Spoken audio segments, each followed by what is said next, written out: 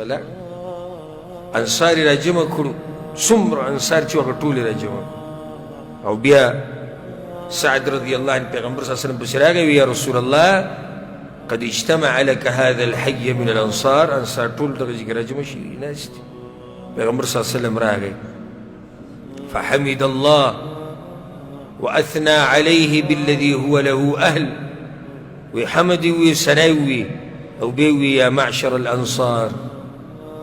ايه دا انصار ټولګي ما قالت بلغتني عنكم دا کومې خبرې ستاسو طرف نه ماته رالسي وجدة وجدتموها في انفسكم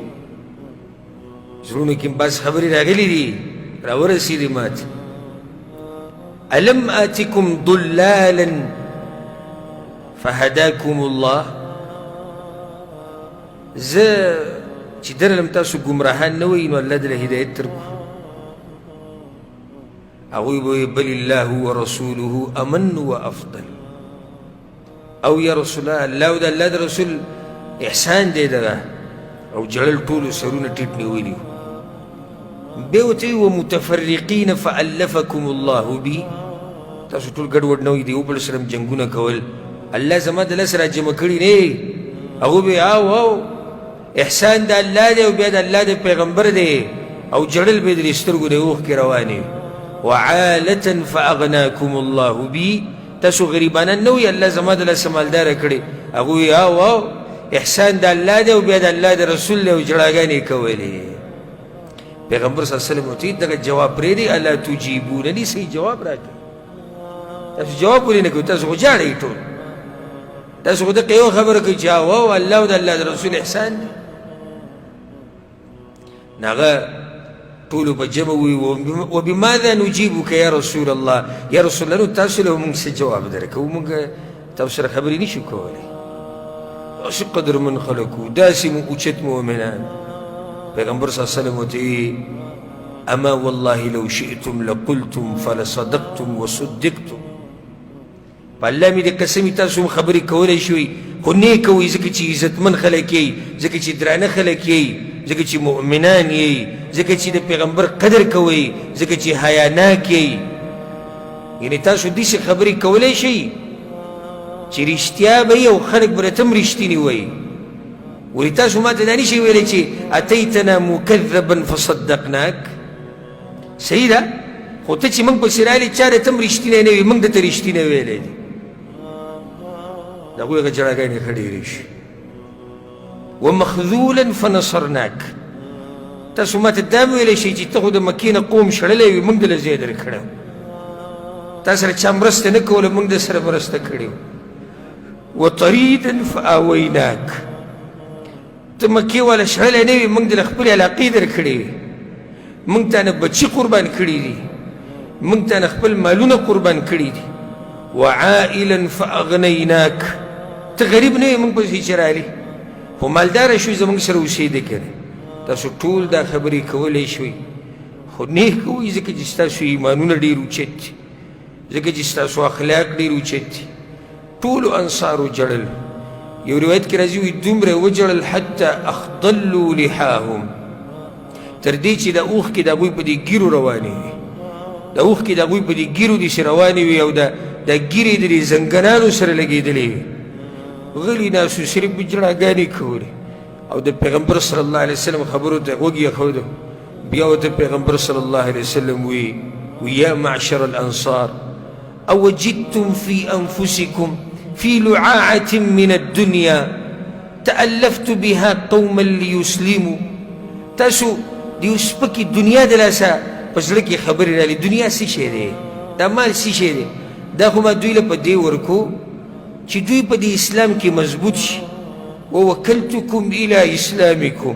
او ما ته پته و چې ستاسو اسلام مضبوط دی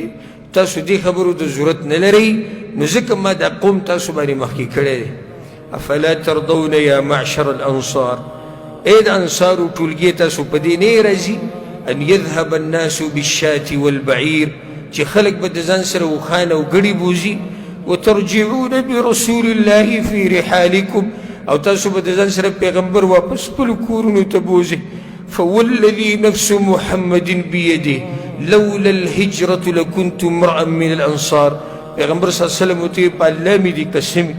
که هجرت نه وي نو زمم د انصارو یو کس وي. ولو سلك الناس شعبا وسلكت الانصار شعبا لسلكت شعب الانصار. که چرته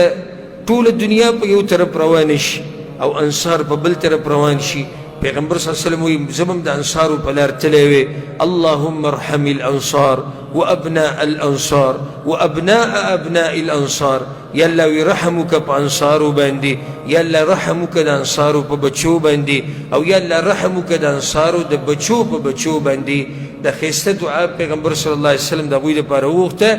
روایت کې راځي په صحیح بخاري کې دا روایت دی فبكى الانصار رضي الله عنهم حتى اخضلوا لحاهم وقالوا دا ګیري په دې اوښکو کې لمدې شوې او دی وی رضینا برسول الله قسما وحظا. موږ په دې راضي یو چې پیغمبر زموږ په قسمت کې دی. زموږ اوښان نه دي په کار، زموږ سره زر نه دي په کار، زموږ سپین زر نه دي په کار، زموږ دغه پیغمبر په کار دی چې ځان سره کورونو ته بوځو.